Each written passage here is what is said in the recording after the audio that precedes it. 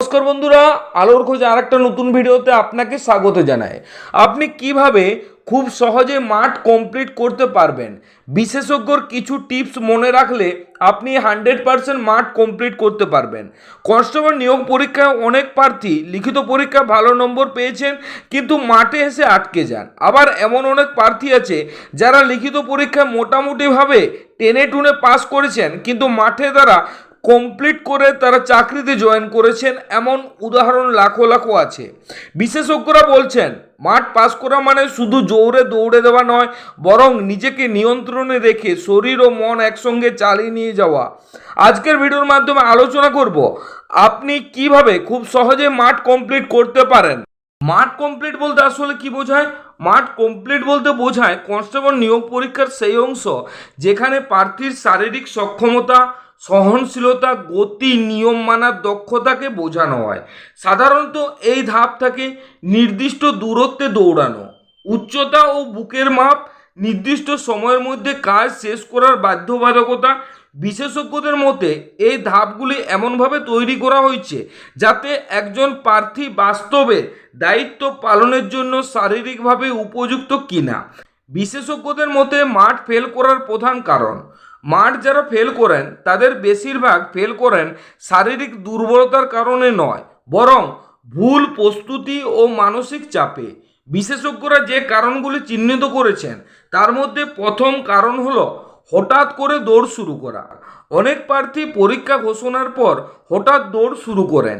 এতে শরীর প্রস্তুত না থাকায় চোট লাগে, শ্বাসকষ্ট হয় বা মাঝপথে গতি কমে যায়। সেকেন্ড পয়েন্ট, শুধুমাত্র দৌড়ের উপর জোর দেওয়া।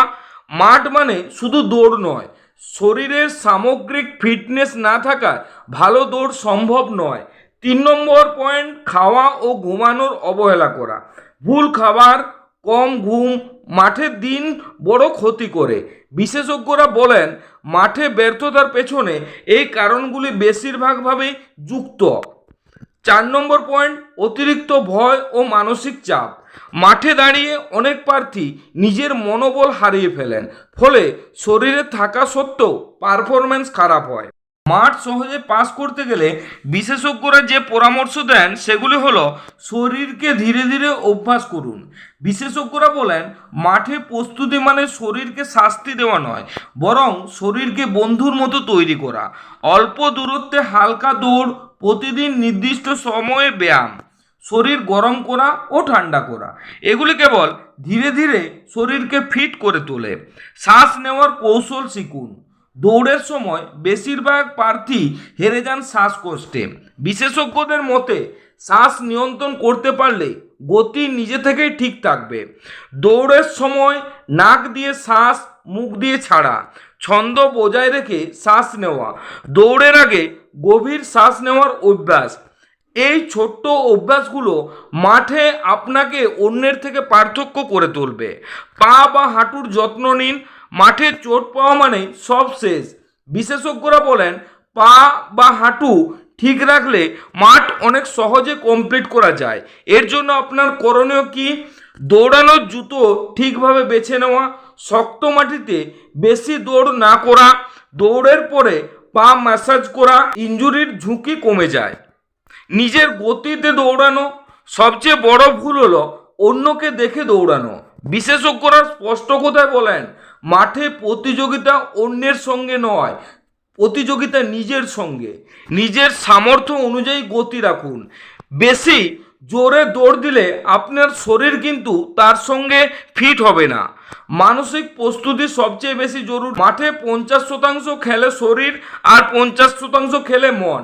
মাঠের দিন নিজেকে বলুন আমি প্রস্তুত, আমি পারবো, আমি নিয়ম মেনে শেষ করব।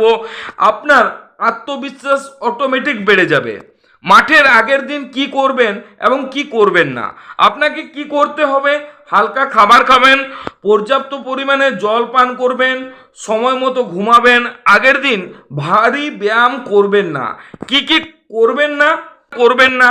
অতিরিক্ত দৌড়াবেন না, দুশ্চিন্তায় রাত জাগবেন না। বিশেষজ্ঞরা বলেন মাঠের আগের দিন আসলে মাঠের অর্ধেক প্রস্তুতি। মাঠের দিন বিশেষজ্ঞদের শেষ মুহূর্তের টিপস কি?